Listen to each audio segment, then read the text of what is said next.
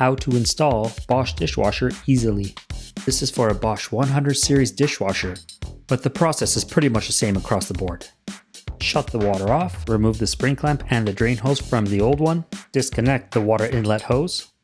Make sure to keep the elbow connector. Dishwashers don't come with this piece. Take the old one out and lay the new one on its back with the door facing up. This is a filter cap, do not remove it. Fasten the elbow connector to the dishwasher. Attach and tighten the water inlet hose. Put the spring clamps on the new drain hose prior to attaching it, then just slide it in and secure it with the spring clamp. Cut the rubber ends to the size of your pipe and slap on a hose clamp. Then put on the mounting brackets and plug it in. The final step is to attach the mounting brackets to your counter. And don't forget to download the Home Connect app.